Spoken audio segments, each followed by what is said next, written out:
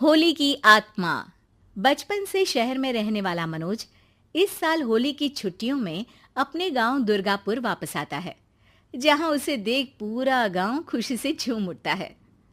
जब गया था तब इतना सा था और अब देखो कितना बड़ा हो गया है। हाँ सरपंच जी, जब मैं गया था तब आप भी बहुत जवान थे और अब देखो कितने बूढ़े हो गए हैं आप। चलो चलो बढ़िया है। बच्चा घर वापस आ गया। इसी खुशी में आज रात पार्टी होगी। क्या बात है, गांव में भी पार्टियां होने लगी। वैसे अगर पार्टी की बात है तो आज क्यों सीधा होली पार्टी करते हैं। होली पार्टी की बात सुन चहल पहल में अचानक सन्नाटा छा जाता है, जिसे देख मनोज को कुछ अजीब लगता है, लेकिन तभी सरपंच बात पलट देता है। अब बहुत देर हो गई, चलो सब अपने घर चलो, पार्टी के बारे में कल सोचेंगे। मनोज भी मम्मी पापा के साथ घर आ जाता है, पर होली पार्टी और उस पर पूरे गांव की खामोशी वाली बात अभी तक उसके जहन से निकलती नहीं। पापा, होली पार्टी की बात पर सब चुप क्यों हो गए थे? अरे होगी उनकी कोई अपनी बात। मुझे गांव की पंचायत ही थोड़ी पता है। थक गया हूँ, चलो सो जाते हैं, कल बात करते हैं। पापा की बात मानते हुए मनोज भी सोने चला जाता है। आज तो छुपा लिया, लेकिन हफ्ते बाद जब होली का दिन आएगा तब इसे कैसे रोकोगे?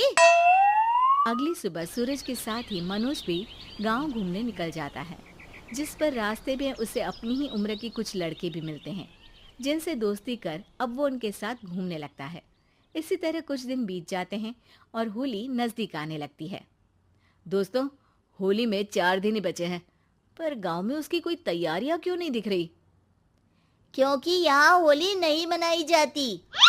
अरे पर ऐसा क्यों? वो राजा भूषण। अरे तुम 4 दिन के लिए आए हो, क्या इतना सोच रहे हो? चलो कुछ खाने चलते हैं। इसी के साथ एक बार फिर होली की बात को टलते हुए देख मनोज को शक होने लगता है। वो घर पहुंचते ही इंटरनेट पर अपने गांव और राजा भूषण के बारे में जानकारी निकालने लगता है। क्या? मुझे आज तक ये नहीं पता था। ऐसा कैसे? किसी ने मुझे कुछ बताया क्यों नहीं? सारी जानकारी लेने के बाद मनोज गांव वालों या अपने मम्मी पापा से कुछ पूछे बिना खुद ही उसकी सच्चाई के बारे में छानबीन करने लगता है, जिसके चलते वो राजा भूषण की हवेली में पहुंचता है। वाह, क्या हवेली है यार। पर क्या यहाँ सच में कोई भूत है? हेलो भूत जी, कोई है क्या? हम इस साल गांव में होली सेलिब्रेट कर रहे हैं, क्या आप उस पर थोड़ा इंटरव्यू देंगे? मनोज के ऐसा बोलते ही गांव में तूफान उठ जाता है और हवेली में रखी सारी चीजें हिलने लगती है। एक अदृश्य शक्ति मनोज को धक्का देकर हवेली से बाहर निकाल दरवाजा बंद कर लेती है। ये सब देख मनोज हैरान रह जाता है। क्या अभी मुझे हवा ने धक्का देकर बाहर निकाल दिया? मेरे होते हुए इस गांव में कभी होली नहीं मन सकती, इसलिए दोबारा ऐसी कोशिश भी मत करना, अंजाम बुरा होगा। आवाज सुन मनोज हैरानी से इधर उधर देखने लगता है, पर उसे कोई दिखाई नहीं देता। वो गांव वापस आ जाता है, जहां तूफान की वजह से सब कुछ तहस महस हो चुका होता है। आखिर ये तूफान आया कैसे? ना ऐसा कोई मौसम था और ना ही हमने होली का त्योहार मनाने की बात की थी।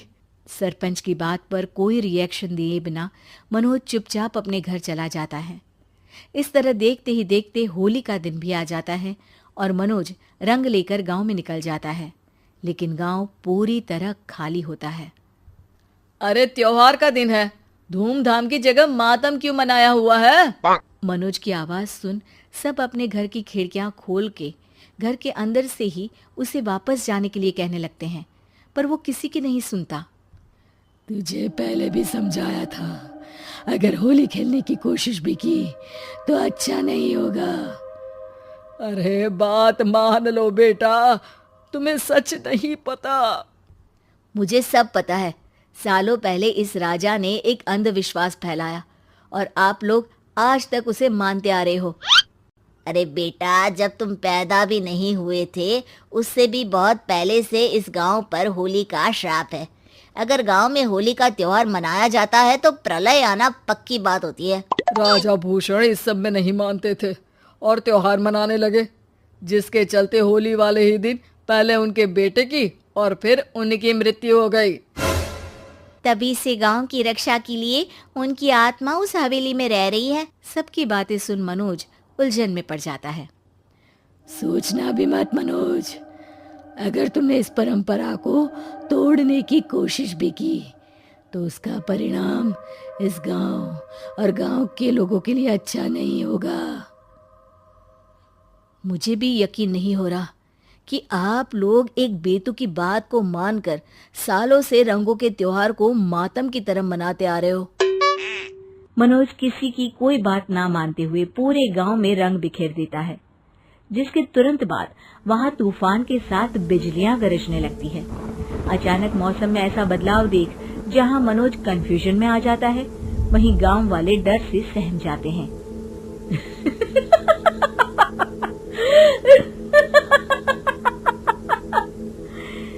इस लड़के ने हमारे जैसे सिर्फ अपने स्वार्थ के लिए नहीं बल्कि पूरे गांव की खुशियों के लिए यहाँ होली मनाई है, जिस वजह से अब इस गांव पर होली का श्राप टूटता है।